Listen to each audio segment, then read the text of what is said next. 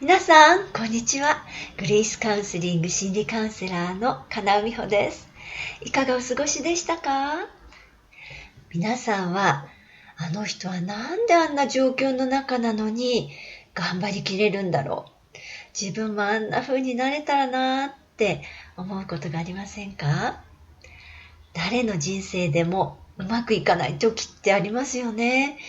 仕事はもちろん、人間関係だったり、子供の問題や夫婦の問題、生きづらさなどでも自分なりに頑張ってきたのにうまくいかないなっていう時があります。すべての悩みや問題は皆さんへの贈り物なんです。でもそれが確かに自分への贈り物だったんだなと実感するためには、途中で諦めない力、忍耐力が必要かもしれません。でもどうやったらそんな風に諦めずにやり抜ける自分になれるんでしょうか？アメリカで保険の販売員の方を対象にトップセールスマンになるために必要な特徴を調査しました。セールスでトップに立つのに必要なことってどんなことでしょう？外交的な性格。なりそうですね。コミュニケーションの達人。確かに。でも、調査の結果、意外なことが分かったんです。トップセールスマンになるために最も必要なこと。それは、うまくいかなかった時や失敗した時に悲観的にならないということだったんだそうです。確かにセールスをしていれば、たとえトップセールスマンであっても拒絶されたり断られることはしょっちゅうですよね。せっかくやったのに結果が出なければがっかりするのは誰でも同じです。だからこそセールスでトップに立つ一番の秘訣。それは物事がうまくいかなくても悲観的に考えないということだったんです。悲観的にならないからまたすぐ次の挑戦ができるということがトップの秘訣だったんです。ではどうしたら失敗しても楽観的に考えられる自分になれるんでしょう？パブロフの犬の実験については皆さんもきっとご存知ではないでしょうか？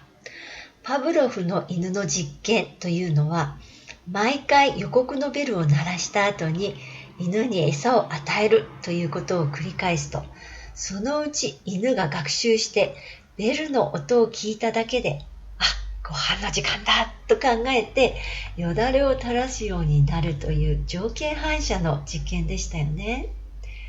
ポジティブ心理学で有名なペンシルバニア大学のマーティン・セリグマン博士は、ある時犬たちにパブロフの別バージョンの条件反射の実験をすることにしました。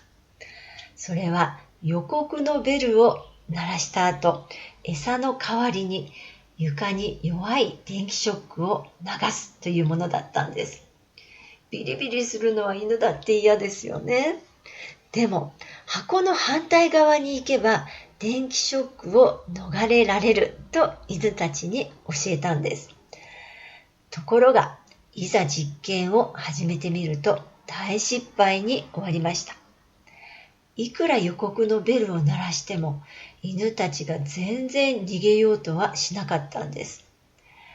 ベルが鳴れば電気ショックが来ると分かっている犬たちは哀れな声を出しながらその場に座り込むだけで決して逃げようとはしませんでした。どうしてでしょう？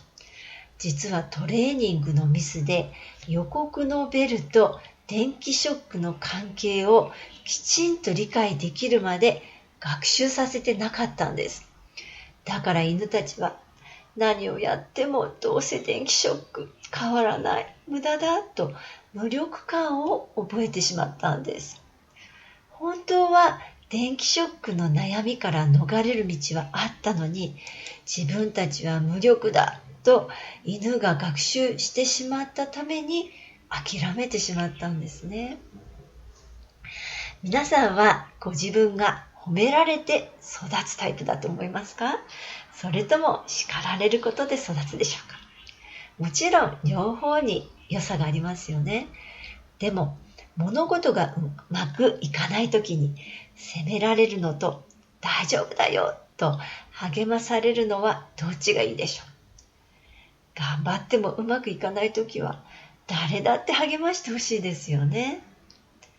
人間は毎分300語から1000語の言葉を心の中でつぶやいているそうです。1分ごとに300から1000ってすごい数ですね。普段皆さんはどんな言葉を心の中でつぶやいていらっしゃるでしょう？悩みや問題が贈り物になるまでやり抜ける人とそうでない人の違い。それは普段自分にどんな言葉をつぶやくかの違いのようです。物事がうまくいかなくても今回はたまたまだからとつぶやくのか、いつもこうだからとつぶやいてるのか、一回やってうまくいかないときに次は大丈夫とつぶやくのか、この失敗がずっと人生に影響しちゃうとつぶやくのか、うまくできない自分や思い通りにならない自分を責めるのか励ますのか。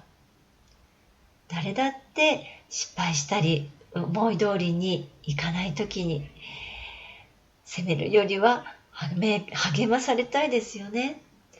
だからこそ今日からは自分が一番聞きたい言葉を自分自身につぶやいていきましょう。もしそれをするのも辛いほど疲れてるんですという方がいらしたら、どうぞカウンセリングで元気になってください。悩みはあなたと家族がもっともっと幸せになるための贈り物。大丈夫。あなたにもできます。ではまた。